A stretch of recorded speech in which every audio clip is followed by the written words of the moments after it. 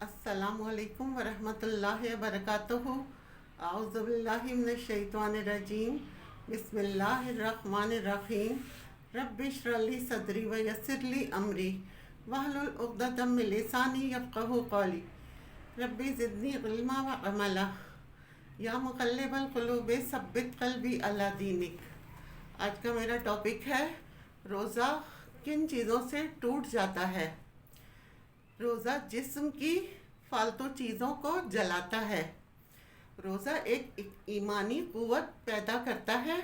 مزید ڈسکس کرنے سے پہلے اس ویڈیو کو لائک کریں، شہناز مقصود چینل کو سبسکرائب کریں اور بیل آئیکن کو ضرور کلک کریں۔ شیطان کے خلاف کیسے پیدا کرتا ہے؟ شیطان کے خلاف اللہ تعالیٰ حلال کو بھی حرام کر دیتا ہے۔ جب اپنی بیوی کو بھی شہوت سے دیکھنا حرام ہو گیا اور یہ اس پر قابو پا گیا تو دوسروں کی عزت کو یہ کیسے حرام نظروں سے دیکھے گا؟ جب یہ حلال کھانے سے رک جائے گا تو یہ جھوٹ کیسے بولے گا؟ گالی کیوں دے گا؟ یہ غیبت کیوں کرے گا؟ جب یہ کان میں دوائی ڈالنے سے بچے گا کہ روزہ ٹوٹ جاتا ہے تو یہ اوروں کی غیبت کیوں سنے گا؟ جب یہ آنکھ میں دوائی نہیں ڈالتا کہ وہ حلق میں چلی جاتی ہے اور وہاں سے پیٹ میں، تو یہ ان آنکھوں سے غلط کیوں دیکھے گا؟ جب یہ اندھیرے میں بند کمرے میں ٹھنڈا پانی پڑا ہو وہ اسے ہاتھ تک نہیں لگاتا اور اسے یہ یاد رہتا ہے کہ اللہ دیکھ رہا ہے، نہاتے ہوئے ہونٹ بند کر لیتا ہے کہ کوئی پانی کا قطرہ اس کے منہ میں نہ چلا جائے، کہ کہیں روزہ نہ ٹوٹ جائے، کوئی چیز منہ میں ڈال کر چباتا نہیں کہ کہیں روزہ نہ ٹوٹ جائے۔ غیبت کرنا، جھوٹ بولنا، گالی دینا، لڑائی جھگڑا کرنا، بیہودہ فحش گوئی، یہ سب روزے میں کرنا منع ہے، یعنی حرام دیکھنا تک منع ہے۔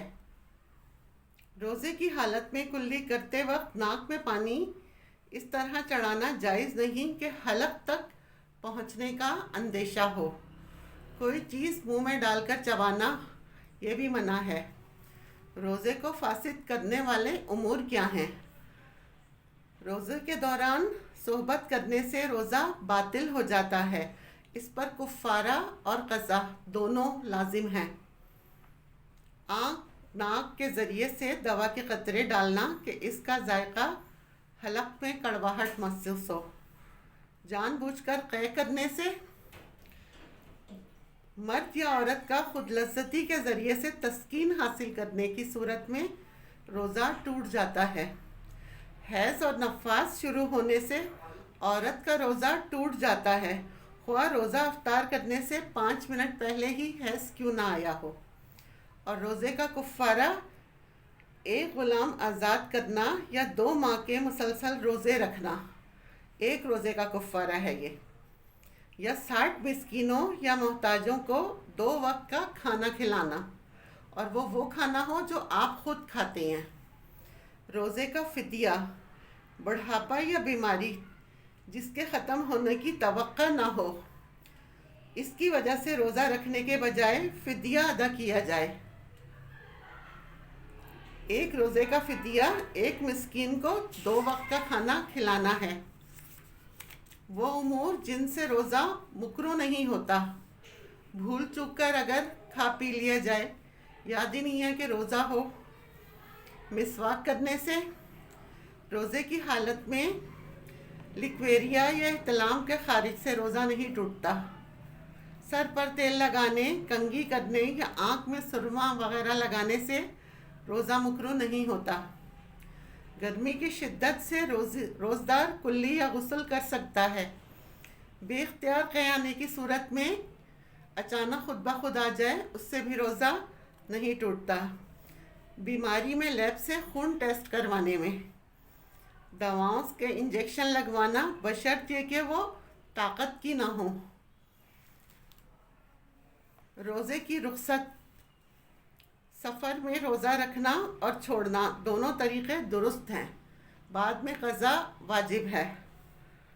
حیض و نفاس اور دودھ پلانے والی عورتوں کو روزہ نہ رکھنے کی رخصت ہے، بعد میں قضا ادا کرنی ہوگی۔ بڑھاپے میں ایسی بیماری ہو جس کی صحت کی امید نہ ہو یا نقاہت کے ڈر سے روزہ نہ رکھنے کی رخصت ہو، اس کا فدیہ ادا کرنا ضروری ہے۔ جہاد پر جانے کی صورت میں روزے کی رخصت ہے، بعد میں قضا ادا کرنی لازم ہے۔ اللہ کے نبی صلی اللہ علیہ وآلہ وسلم نے فرمایا، جب رمضان کا مہینہ آتا ہے تو رحمت اور جنت کے دروازے کھل جاتے ہیں اور دوزخ کے دروازے بند ہو جاتے ہیں اور شیطان کو قید کر دیا جاتا ہے۔